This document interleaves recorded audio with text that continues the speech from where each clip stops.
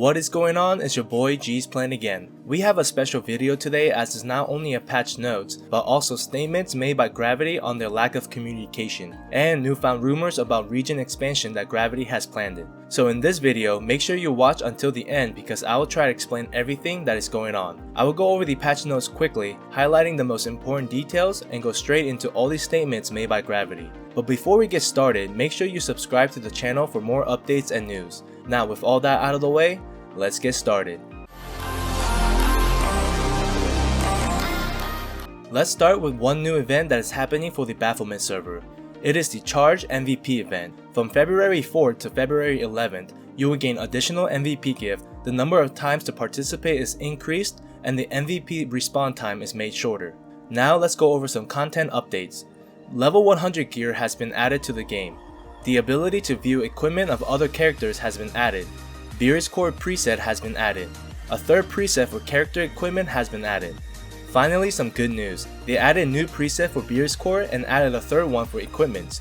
You can also check out other players' equipments as well, and there are options to not show others if you don't want to. By far the best update we had in a while. Now let's get into some bug fixes. The bug where the rewards didn't drop for clearing floor 50 has been fixed. The bug where the dungeon wasn't cleared after finishing Tenetos Helheim has been fixed. Fix the Sidewinder card issue where it wasn't applying the arrow property damage. When using Venom Dust, the damage is applied to 10 enemies and poison status is applied to all enemies within range. The bug where some players could not enter the castle has been fixed. Majority of these bugs that are being fixed was the most important ones I can find.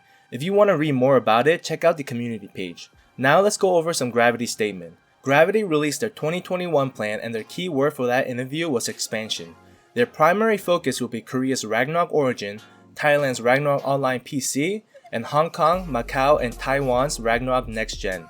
They are satisfied with how well Ragnarok Origin did ever since it was released in Korea in July of last year. They are currently in the process of releasing the Japan server this year. So here's my breakdown of what this article meant. Because Ragnarok Origin did so well in Korea, they want the same success in Japan. Once they release the server in Japan, hopefully by summer or fall time, and that server does well in the next 1 to 2 years, Gravity is probably going to open up the Chinese server next. And with their keyword being expansion, their plans to open global will be guaranteed, but not until 2 to 3 years minimum. They won't host a server in Thailand because Gravity is only focusing on the PC version over there. They will most likely sell or give their IP rights to other companies to make and produce their game, like how Tencent was the main producer of Eternal Love. Global version might be produced by another company, but this article is another step in confirming the release of other servers. Now let's go over Gravity's apology statement and their future plans for communication.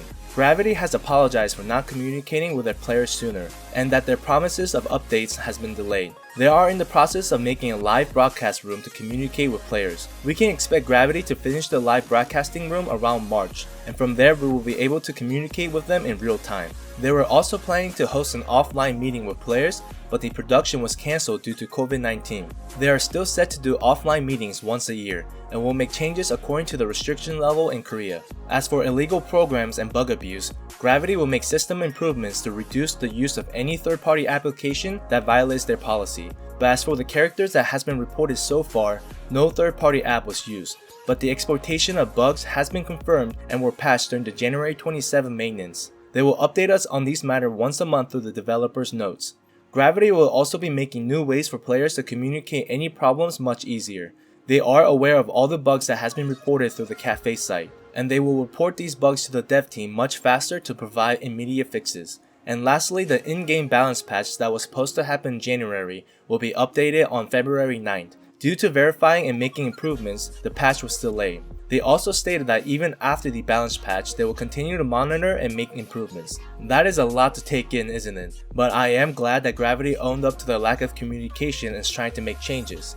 With that being said, because the in-game balance patch will be in February 9th, a Tuesday, I don't think the new class will be released on that day. Because it's also the Lunar New Year weekend, they might schedule the class release another time, unless they want to release the balance patch and the events and the new class all at the same maintenance. We just have to wait and see. And that is everything that Gravity has released today. I hope this video was useful to you and you learned something here today. Thank you for your continued support. I appreciate every single one of you.